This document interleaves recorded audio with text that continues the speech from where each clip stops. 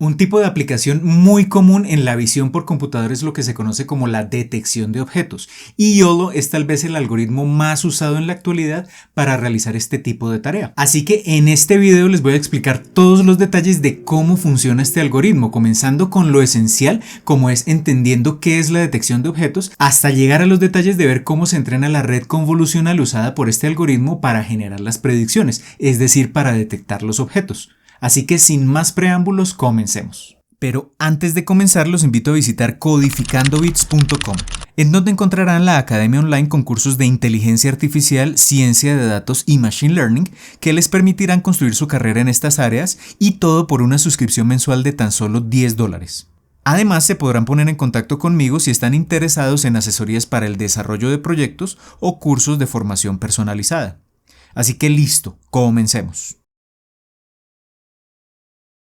Muy bien, para entender qué es y cómo funciona YOLO, tenemos que comenzar entendiendo los elementos básicos de este algoritmo, uno a uno. Así que precisamente comencemos entendiendo qué es la detección de objetos y cómo se codifica numéricamente la información de los objetos que queremos detectar. Muy bien, comencemos entendiendo estos tres conceptos muy sencillos, que son la clasificación, la localización y la detección de objetos, que están muy relacionados pero tienen ligeras diferencias que es clave que entendamos desde ya.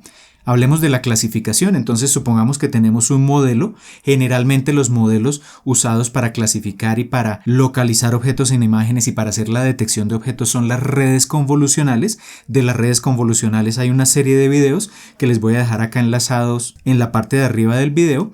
Pero la idea es que cuando vamos a hacer la clasificación, pues simplemente al modelo introducimos una imagen. Por ejemplo, esta imagen contiene una silla y lo que nos interesa es que el modelo le asigne una categoría a esa imagen. Por ejemplo, la categoría silla. Así que la idea de la clasificación es asignar una categoría a la imagen. Si vamos un poco más allá y hablamos de la localización, en el caso de la localización la idea es que el modelo acepte la imagen, pero a la salida nos tiene que entregar dos elementos. El primero de ellos nos tiene que indicar que lo que hay en la imagen es una silla, pero lo importante acá de la localización es que nos tiene que indicar en qué región de la imagen se encuentra ubicada la silla. Acá yo la he enmarcado con un recuadro de color fucsia, pero la idea es que tiene que detectar lo que se conoce como un bounding box, como una caja que enmarca la ubicación exacta del objeto, además de la categoría del objeto, que es la silla. Eso sería la localización. Y la detección de objetos va un paso más allá, y es que en la imagen de entrada podemos tener no solo una categoría o un tipo de objeto, sino que podemos tener múltiples objetos. Entonces la idea de la detección es que a la salida nos tiene que entregar la categoría a la que pertenece cada objeto y la ubicación exacta de cada uno de esos objetos. Es decir, nos va a entregar a la salida el sistema de detección múltiples bounding boxes y cada uno indicando el tipo de objeto que contiene esa caja. Y esto es precisamente lo que hace YOLO. Lo que hace YOLO es una tarea de detección de objetos. Ahora bien, ¿qué es lo que sucede? Que las redes convolucionales, en este caso las que vamos a usar para detectar objetos, realmente a la salida no nos van a entregar una imagen como esta, es decir, una imagen con el recuadro dibujado y la categoría del objeto. Realmente lo que entregan es esta información codificada como un vector, un listado de valores numéricos. Entonces, ¿qué contiene ese listado de valores numéricos? Que es la codificación del bounding box. Va a contener un total de 7 elementos. Ese vector lo vamos a llamar Y. El primer elemento de ese vector P sub R nos indica la probabilidad de que haya o no un objeto en la imagen, un objeto de interés. Obviamente en esta imagen, por ejemplo, tenemos varios objetos, tenemos árboles, tenemos el césped, tenemos la silla, pero el objeto de interés en nuestro caso es, por ejemplo, la silla. Entonces, cuando hablamos de esa probabilidad es un valor entre 0 y 1. Si ese valor es muy cercano a 0, quiere decir que probablemente en esa imagen no hay objetos de interés, y si el valor es muy cercano a 1, quiere decir que ahí tendremos un objeto de interés. Por ejemplo, en este caso, de un solo objeto, pues vamos a codificar ese valor con un 1, lo que nos indica que hay precisamente un objeto. Luego los dos elementos que aparecen en este vector Bx y By son las coordenadas del centro del bounding box normalizadas. Acá tenemos del lado izquierdo la silla y el punto central es exactamente la mitad de ese bounding box. Entonces ese bounding box se codifica como unas coordenadas con respecto a ¿qué? A la imagen total, pero esas coordenadas están normalizadas. ¿Qué quiere decir eso? Que si por ejemplo yo enmarco la imagen en un eje X que vemos arriba, el horizontal, y el eje Y vertical que vemos del lado izquierdo de la imagen, el origen de la imagen en la parte superior izquierda es la coordenada 0, 0 y el extremo inferior derecho de la imagen es la coordenada 1, 1. Quiere decir que el tamaño de la imagen está normalizado, su ancho será igual a 1, su altura será igual a 1 y todo esto se hace porque cuando entrenamos los modelos generalmente tenemos que hacer un escalamiento de los datos para que los datos, por ejemplo en este caso independientemente del tamaño de la imagen, pues tengamos un rango de valores limitado, por ejemplo en este caso de 0 a 1. Ese escalamiento es importante no solo en este tipo de modelos, sino en muchos tipos de modelos de Deep Learning. De ese escalamiento yo hablo en detalle también en un video que les voy a dejar por acá arriba enlazado.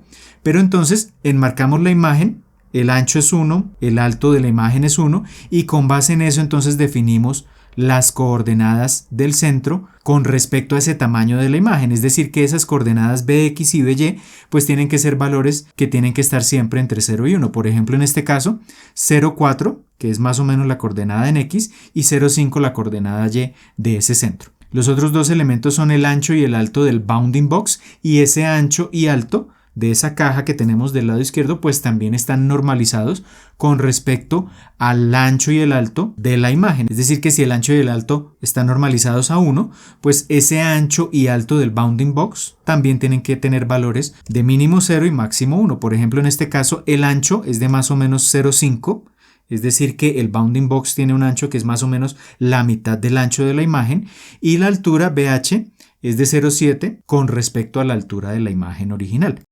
Y los dos últimos elementos codifican la clase del objeto. Entonces lo que decíamos hace un momento es que en la detección yo quiero encontrar múltiples objetos. En este caso tenemos una silla, pero en un problema real podemos tener múltiples objetos. Supongamos que tenemos dos tipos de objetos por detectar. En la aplicación que estamos desarrollando nos interesa detectar dos tipos de objetos. Objeto tipo silla y objeto tipo mesa. Como son dos tipos de objetos, pues vamos a usar dos números para codificar la clase del objeto. Esos números los llamamos C1 y C2 en este vector Y. Si tuviésemos no dos objetos, sino 100 objetos para detectar, pues tendríamos 100 valores tipo C desde C1 hasta C100 para hacer esa codificación. ¿Y cómo se hace la codificación? Por ejemplo, si en este caso tenemos una silla, pues el primer elemento se codifica con un 1 y el otro elemento se codifica con un 0. Si en lugar de una silla tuviéramos una mesa, pues la codificación sería 0,1. ¿Y qué pasa si en la imagen que estamos procesando no tenemos ningún objeto de interés que queramos detectar? Por ejemplo, si estamos buscando sillas y mesas y tenemos esta imagen, pues esta imagen no contiene un objeto de interés, pero también tenemos que hacer la codificación. ¿Cómo se hace la codificación? El vector va a tener la misma cantidad de elementos, pero acá el único que entra en juego y que es relevante es el primer elemento, PR, que recordemos nos indica la probabilidad de que la imagen contenga o no un objeto. Si cuando tenía un objeto de interés etiquetamos este elemento con un valor de 1, pues ahora lo vamos a etiquetar con un valor de 0. El 0 nos indica precisamente que en esa imagen no hay un objeto de interés. Y todos los demás elementos, yo ubiqué un guión ahí, pero todos los demás elementos de ese vector, pues realmente no nos interesan sus valores, porque ya con este 0, pues simplemente no será un procesamiento posterior sobre ese vector, porque ya sabemos que no contiene ningún elemento de interés. Entonces, estos elementos adicionales podrían tener valores de 0 o cualquier valor, pero realmente lo que nos interesa es ese primer valor de ese vector de predicciones. Perfecto, ya tenemos claro qué es la detección de objetos, qué son los bounding boxes y cómo se codifica numéricamente esta información usando precisamente vectores. Y ahora la idea es entender algunas operaciones que, como veremos en un momento cuando hablemos en detalle de YOLO, son usadas por este algoritmo al momento de realizar la detección de objetos. Comencemos hablando de este primer concepto muy sencillo que es la intersección sobre unión, intersection over union. Entonces tenemos del lado izquierdo nuestra imagen y acá yo he dibujado el bounding box ideal, es decir, el que nosotros como seres humanos demarcaríamos como la localización del objeto, pero resulta que los modelos de Deep Learning no son totalmente precisos, entonces no van a generar predicciones o bounding boxes exactamente como nosotros lo esperamos. Es decir que, por ejemplo, si tenemos este bounding box ideal, cuando se genera la predicción, posiblemente el modelo nos genera este bounding box de color amarillo. Ese es el bounding box predicho.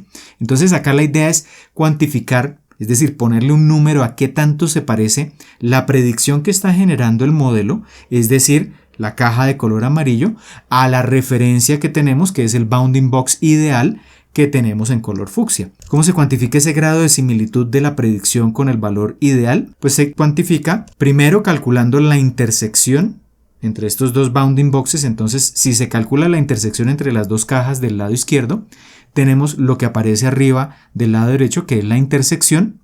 Eso tiene un área determinada, un tamaño, y si luego tomamos las dos cajas y hacemos la unión de esos dos objetos, tenemos abajo del lado derecho la unión que tiene un área determinada. Y entonces, ¿qué es la intersección sobre la unión? Pues la intersección sobre la unión es calcular el área de la intersección de los dos bounding boxes, el ideal y el predicho, sobre la unión de esos dos bounding boxes. Y ese IOU, por ejemplo, en este caso nos da un valor de 0,8. ¿El valor mínimo cuál puede ser? Entonces tenemos esta situación donde la predicción es pésima. Tenemos el bounding box ideal en fucsia, el bounding box predicho en amarillo, no coinciden y por tanto, ¿qué es lo que ocurre? Que la intersección es 0, porque no hay puntos de coincidencia entre esas dos cajas, y la unión pues serán los dos objetos por aparte. Como la intersección es 0, pues al hacer la división vamos a tener una intersección sobre unión exactamente igual a 0. Este sería el peor de los casos, que nos está diciendo que la predicción no coincide para nada con el valor ideal de ese bounding box. Y tenemos del otro lado entonces una predicción perfecta. Acá están superpuestos los dos bounding boxes, no se diferencia el uno del otro y por tanto, ¿qué tendremos? Una intersección y una unión que son exactamente iguales. Luego el área arriba y el área abajo es exactamente igual y por tanto la intersección sobre unión es exactamente igual a 1. Esta sería la situación ideal. Entonces en la práctica pues no tendremos valores exactamente iguales a 0, exactamente iguales a 1, sino que tendremos valores intermedios. Y entre más cercano a 1 sea ese valor, pues mejor será la predicción que está generando el modelo. Ahora hablemos del algoritmo de supresión de no máximos, que en inglés se conoce como non-max suppression. Supongamos que tenemos esta situación. Tenemos una predicción ideal, es decir, tenemos dos objetos, los dos son objetos tipo silla en esta imagen y estos serían en gris los bounding boxes que idealmente debería detectar el modelo. En la práctica, el modelo puede detectar por cada objeto no solo un bounding box, sino múltiples bounding boxes, que es lo que ocurre acá en la imagen del lado derecho. Entonces tenemos cada una de las sillas y cada una tiene múltiples bounding boxes. Acá la idea entonces es preguntarnos, bueno, ¿y cómo hacemos una limpieza de ese exceso de bounding boxes? ¿Cómo eliminamos los bounding boxes irrelevantes y dejamos por cada objeto uno solo? Eso es lo que hace precisamente el algoritmo de supresión de no máximos. Y este funcionamiento lo vamos a analizar para dos situaciones. Primero, cuando tenemos múltiples objetos de la misma categoría, la misma imagen que veníamos mirando hace un momento. Entonces tenemos las dos sillas, son de la misma categoría, pero son dos objetos y cada uno tiene múltiples bounding boxes. Veamos paso a paso qué es lo que hace este algoritmo, que tiene un principio de funcionamiento muy sencillo. Comencemos recordando lo que mencionábamos hace un momento, que era el vector de predicciones. Entonces, por cada objeto que esté en la imagen, yo tengo un vector de predicciones que contiene estos 7 elementos, donde el primero de ellos, recordemos que es la probabilidad de que haya un objeto en la imagen, y todos los restantes nos indican las coordenadas del bounding box, el ancho y el alto del bounding box y la categoría del objeto que está dentro de ese bounding box, los coeficientes C1 y C2, si suponemos que tenemos dos objetos de interés que queremos detectar. Así que esto, digamos gráficamente, ¿cómo se representaría? Pues estos bounding boxes, cada uno de ellos tiene asociado una probabilidad de que allí haya un objeto. Por ejemplo, el bounding box que se ubica en la parte inferior derecha de la imagen tiene una probabilidad de 0,27, lo que nos indica que es poco probable que ahí ese bounding box contenga un objeto, mientras que en la parte superior derecha tenemos un bounding box con 0,92, lo cual quiere decir que es muy probable que en ese bounding box haya un objeto de interés. Así que esas son las probabilidades asociadas a la existencia o no de un objeto dentro de cada bounding box. Y esta es la información relevante para hacer la limpieza de los bounding boxes. Es decir, la idea es que los que tengan mayores probabilidades, pues son los que se preservan y los que tienen menores probabilidades son los que se eliminan en ese proceso de limpieza. Veamos el paso a paso. Entonces, el paso 1 es eliminar primero los bounding boxes que tengan una probabilidad de objeto menor que un umbral determinado. Generalmente ese umbral es, por ejemplo, de 0,6. Entonces, si algún bounding box de estos que tenemos acá tiene una probabilidad menor que 0,6, pues eso nos indica que es poco probable que dentro de esa caja haya un objeto. Por ejemplo, en este caso, el bounding box que cumple con ese criterio es este que estoy indicando acá en rojo de 0,27 y por tanto ese bounding box se eliminaría en este primer paso. ¿Cuál sería el segundo paso? Tomar de los bounding boxes restantes el que tenga la probabilidad más alta, el PR más alto, que es este de 0.92, y ese lo vamos a tomar como una predicción.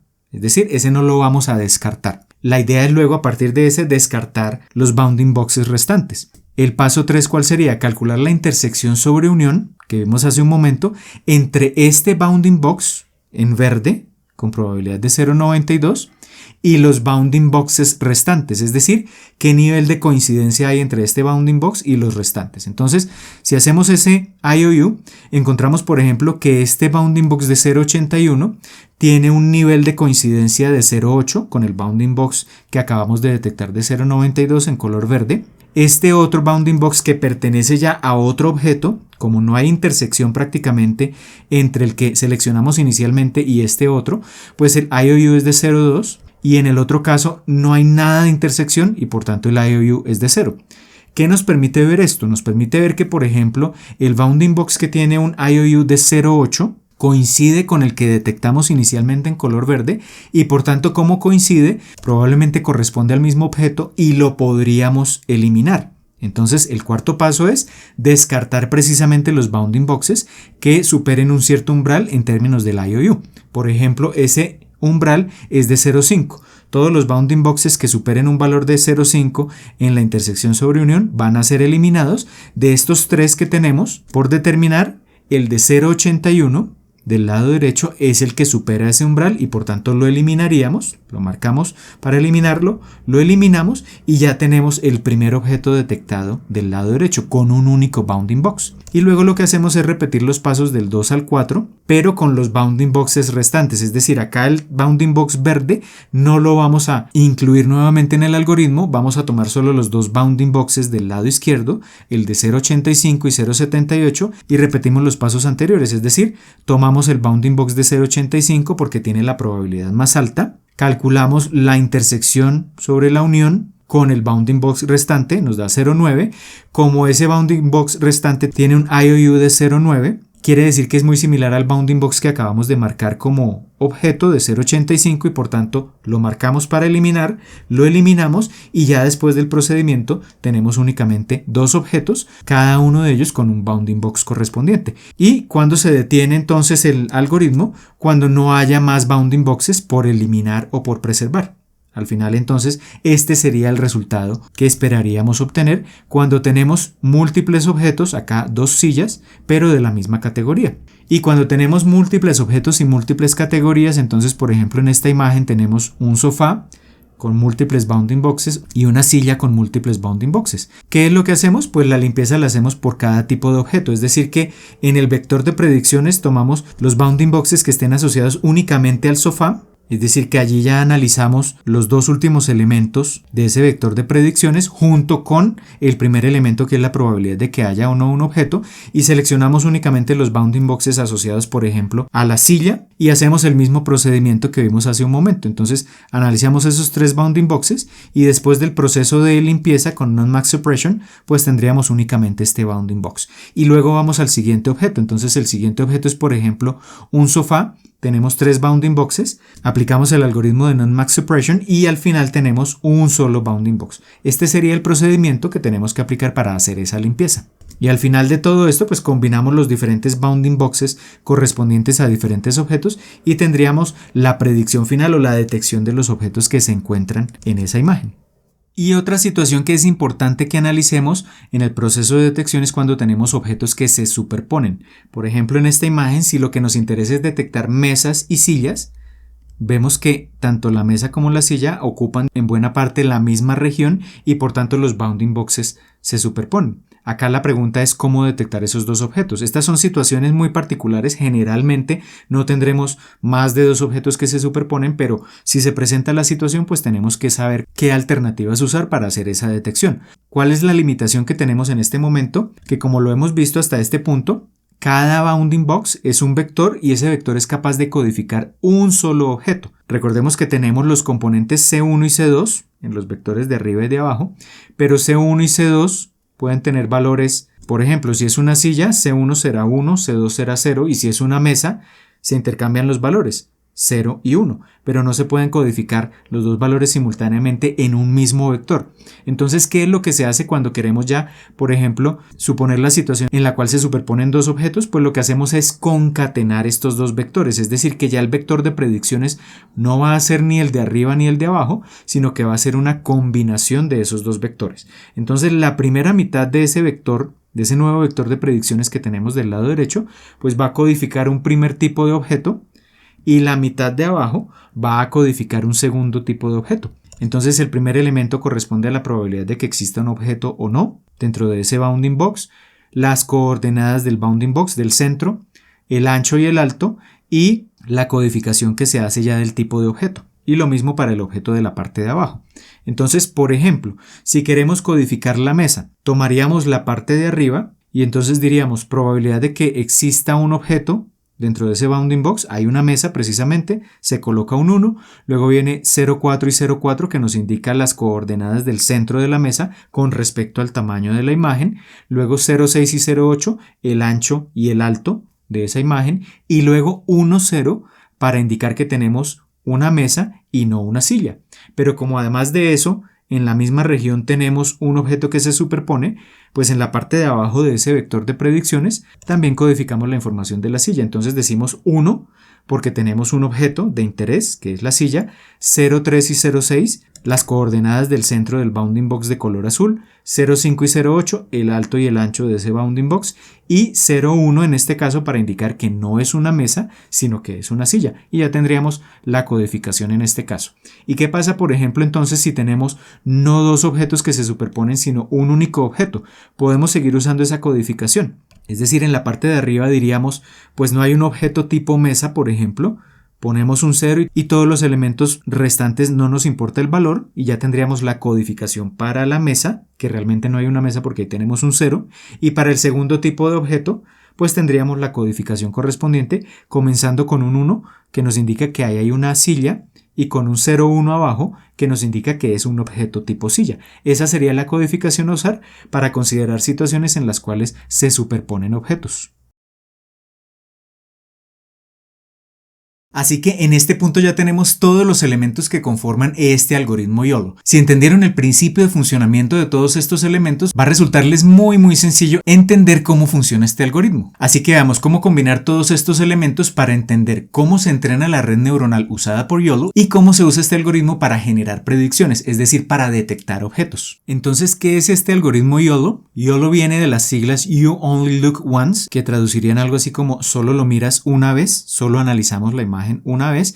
¿Y este concepto de dónde viene? Lo que ocurría antes de que apareciera YOLO era que la detección de objetos se hacía con lo que se conoce como ventanas deslizantes, es decir, que si se tenía la imagen, lo que se hacía era analizar bloques de la imagen, lo que aparece acá en azul, pero durante ese análisis lo que se hacía era un barrido con cada uno de los bloques, es decir, que cada bloque pasaba por la imagen múltiples veces y eso se repetía para diferentes tamaños de bloque, de manera tal que se pudieran detectar objetos de diferentes tamaños. Por eso tenían que ser de diferentes formas y tamaños los bloques o esas ventanas deslizantes. La limitación de esa detección es que pues, requiere múltiples pasadas, requiere más tiempo de cómputo, y esa es la ventaja que tiene YOLO. YOLO lo que hace es analizar la imagen por bloques, pero una única vez. De ahí es de donde viene el You Only Look Once. Entonces, ¿cómo funciona la detección con YOLO?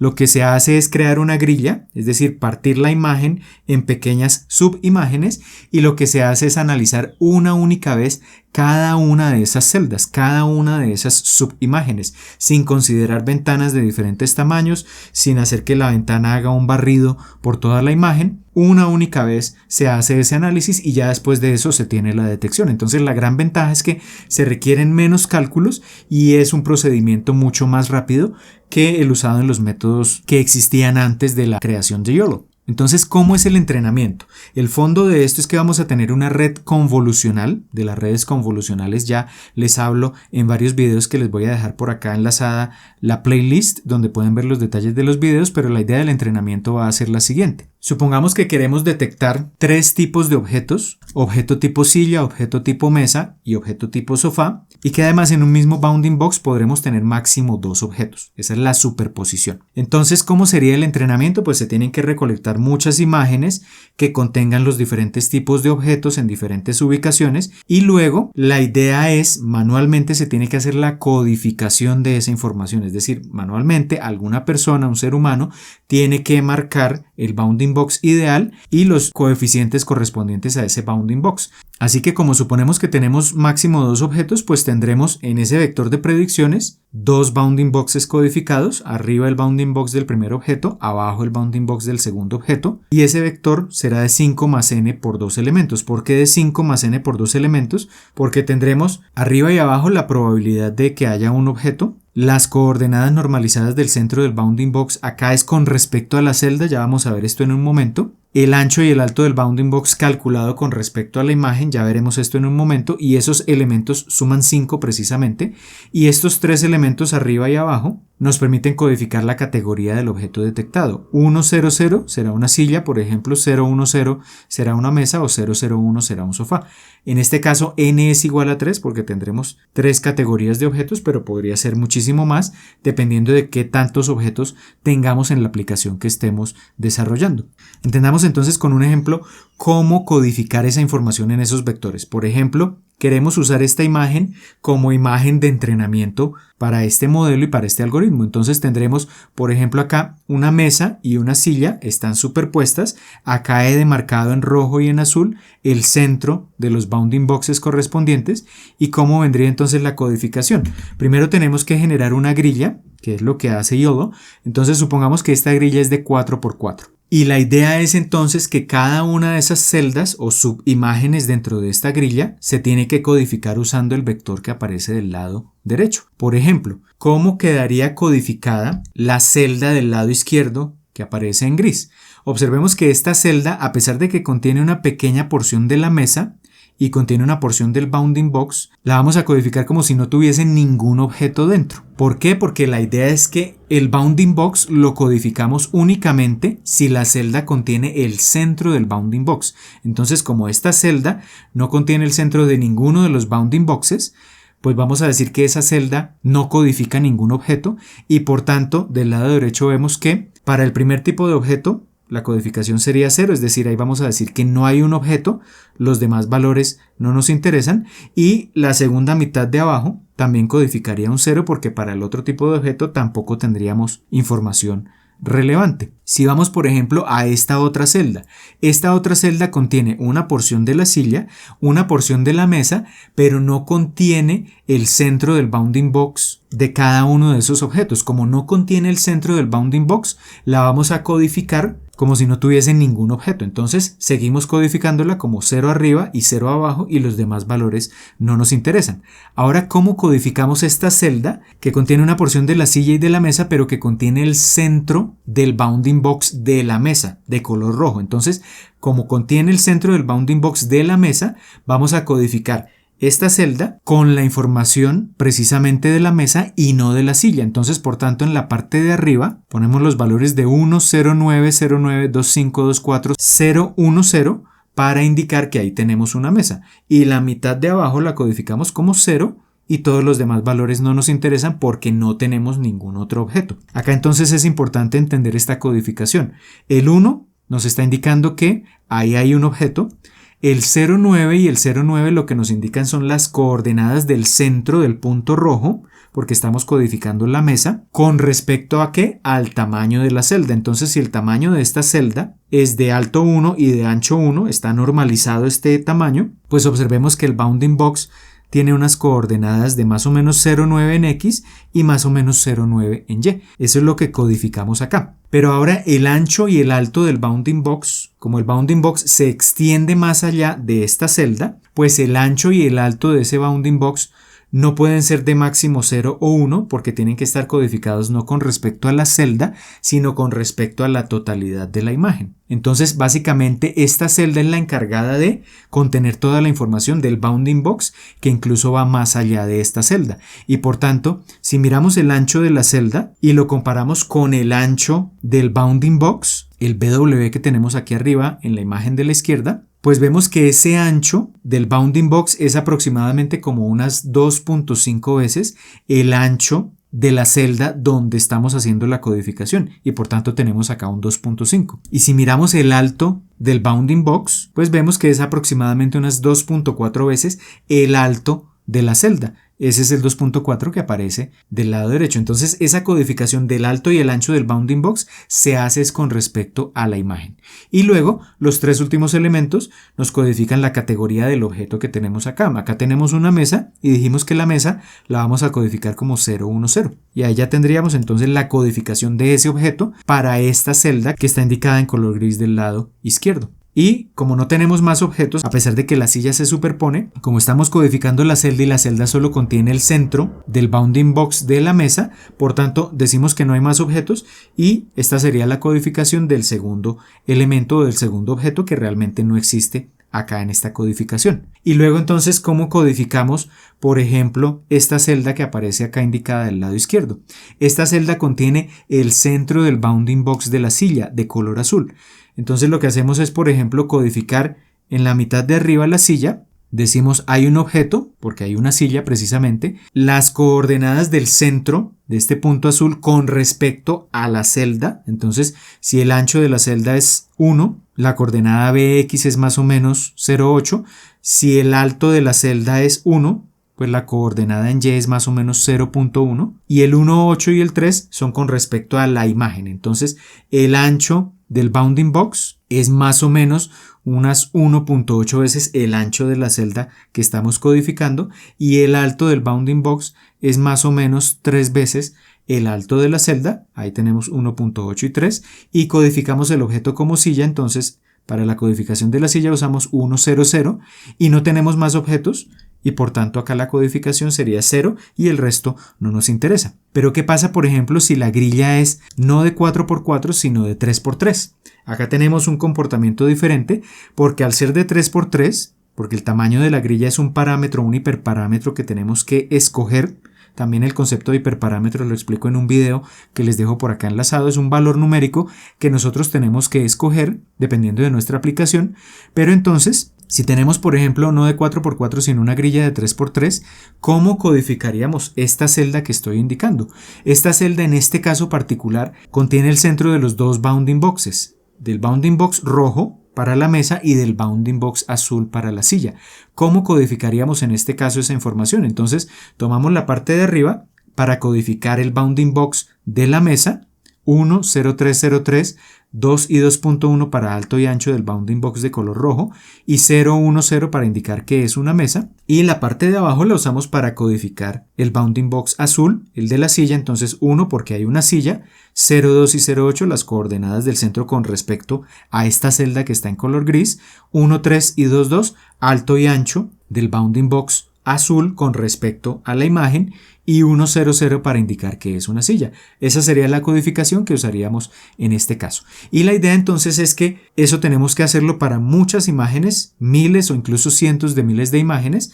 Tomar cada imagen, eso sería el X de entrenamiento, el X-train que estoy indicando acá. Y el Y-train, ¿qué sería? Pues básicamente sería como un volumen, que sería como combinar todos esos vectores por cada una de las celdas. Es decir, que si yo tengo, por ejemplo, celdas de S por S, pues el volumen resultante va a ser de S filas por S columnas. Entonces tengo celdas o grillas de 3x3, ese S por S será 3x3, grillas de 4x4, entonces S por S será de 4x4, y la profundidad de estos volúmenes que estoy generando pues va a ser de 2 por 5 más n. Recordemos que 2 es porque estamos diciendo que queremos detectar hasta dos objetos superpuestos. El 5 lo que nos indica es probabilidad de que haya un objeto, coordenadas del centro con respecto al tamaño de la celda y alto y ancho con respecto al tamaño de la imagen. Y el n lo que nos indica es el número de categorías, que en nuestro caso, para el ejemplo que hemos venido analizando, pues es únicamente 3, porque estamos suponiendo que tendremos sofá, mesa y silla, pero pueden ser decenas o cientos de categorías. Esa sería la codificación que tenemos que hacer manualmente, y lo que se hace entonces es tomar la red convolucional. A la entrada se le presentan las imágenes X-train y la red convolucional tiene que aprender a predecir a la salida los Y-train, las coordenadas de los bounding boxes correspondientes.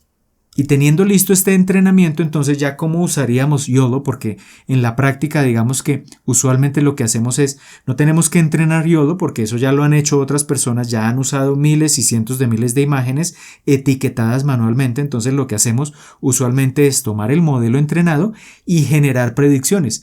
¿Cómo funciona generalmente una predicción con este modelo? Entonces lo que hacemos es descargar el modelo. Esto lo podemos ver también en un próximo tutorial. Si les interesa me dejan abajo sus comentarios y en un próximo tutorial podemos ver esto ya de forma práctica. Pero la idea sería descargar el modelo, tomar una imagen sobre la cual quiero hacer predicciones. Inicialmente lo que se hace es generar la grilla con un tamaño determinado. Esas subimágenes que provienen de la grilla se presentan a la red convolucional. La red lo que hace es generar un volumen de predicciones. Ese volumen entonces, ¿qué nos estará generando? Pues si yo acá tengo una grilla, por ejemplo, de 3 filas y 4 columnas, pues ese volumen que estoy generando tiene un alto de 3, un ancho de 4 y la profundidad pues va a ser precisamente los 5 elementos que hacen parte de la predicción más el número de categorías y eso multiplicado por el número de objetos que yo quiera detectar. Generalmente esa predicción no es ideal. Es decir, que lo que vamos a tener acá es por cada objeto, muy probablemente tendremos múltiples bounding boxes y lo que tenemos que hacer es un proceso de limpieza de esos bounding boxes. Eso ya lo vimos hace un momento cuando hablamos precisamente del algoritmo de non-max suppression. Entonces presentamos estos bounding boxes al algoritmo de non-max suppression y lo que hacemos es limpiar el exceso de bounding boxes y al final tendremos el resultado deseado, idealmente, que sería por cada objeto un único bounding box. Y este sería el funcionamiento y la predicción que podemos generar con el algoritmo YOLO. Muy bien, acabamos de ver en detalle cómo funciona este algoritmo YOLO para la detección de objetos en imágenes. En esencia lo que hace YOLO es tomar la imagen, dividirla en una grilla, es decir, extraer porciones de esa imagen, analizar individualmente cada una de esas porciones y tras ese análisis lo que se genera es una bounding box o una serie de predicciones correspondientes a los objetos que queremos detectar. Y lo importante de esto es que el procesamiento de cada celda se hace una única vez, es decir, no se hace en varias pasadas y de ahí el nombre precisamente del algoritmo. Y aunque la primera versión de YOLO apareció en el año 2016, a partir de esa versión han surgido varias evoluciones que han permitido hacer que la detección sea más rápida y más precisa. Y esto es lo que ha llevado a que este algoritmo en la actualidad sea uno de los más usados para detectar objetos no solo en imágenes, sino también en secuencias de video. Así que si tienen alguna duda de lo que acabamos de ver en este video, me pueden dejar abajo sus comentarios y también si quieren que veamos de forma práctica cómo usar este algoritmo YOLO para la detección de objetos, pues déjenme también abajo sus comentarios y más adelante haré un tutorial sobre el tema. Y como siempre, si les gustó el video no olviden darle un pulgar hacia arriba de me gusta y compartirlo con todos sus amigos y conocidos, pues esto me va a ayudar un montón a seguir llevando este contenido cada vez a más y más personas. Y si aún no lo han hecho, los invito a suscribirse al canal y activar la campanita para que YouTube les notifique cada vez que publique nuevo contenido acá en el canal. Por ahora esto es todo, les envío un saludo y nos vemos en el próximo video.